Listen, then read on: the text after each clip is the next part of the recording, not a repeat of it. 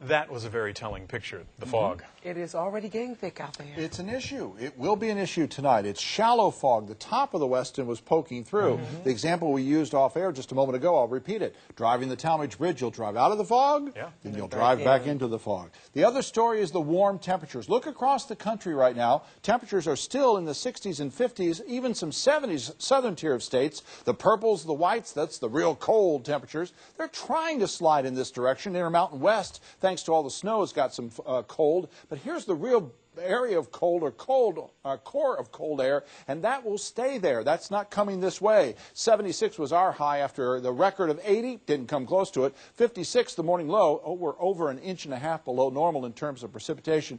We'd like to see some rain. If this forecast works out, we will on Friday. Cloudy skies with low fog, 56 degrees, 90% relative humidity with the fog. Winds are calm. 73 was our high today. Pressure is high and starting to fall and will be falling. While we're watching the fog here, we're also watching this developing system. New tornado watch has just been issued for San Antonio southward. This is locally heavy rainfall. Quite a few flash flood warnings are there. In our part of the world, though, no precipitation, just the low clouds, the low stratus, and the fog. Of course, that doesn't show up on radar. And our Future Max doesn't handle fog very well at all, but does show an onshore flow of moisture first thing in the morning. Brunswick southward, so Glenn County may see an early shower, but that dissipates, and that band of showers avoids Savannah. It will catch Charleston later. Then Thursday we might see a renegade showers. This next line, this main line, lines up. But look at the timing. It'll come through at 8 o'clock Friday morning. That's perfect.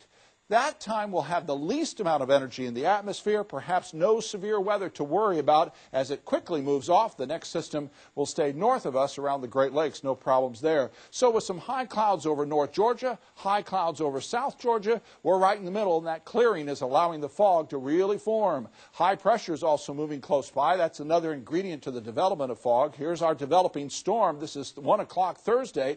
It slowly moves across Mississippi, Alabama, tracking right across North Georgia, headed up into the Carolinas. That could create a severe potential for us. Next tide, 317. Low tide, 925. Your sunrise tomorrow morning, I bet you don't see it because of the fog. It'll be at 722. Quiet, a little cooler. No dense fog advisory yet. We may get one before we leave the air tonight. 49 will be our overnight low with calm winds. Tomorrow, not a bad day. Again in the 70s. Cooler on the islands with the east breeze. Partly cloudy skies expected during the day. 71, 53 tomorrow night, 74, and more clouds on Thursday. Friday is the stormy day.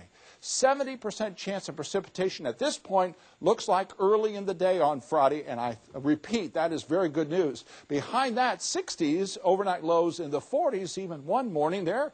Monday morning in the upper 30s. For the weekend, though, it will be dry, just a little bit cooler. 66 Saturday, 60 on Sunday. Watch for the fog if you're out driving tonight. Please. We're tweeting about it right now. Big John Weather. Check it out on Twitter if you like. Thanks, John. Regular lights, no high beams in the fog. That's Remember right. that one.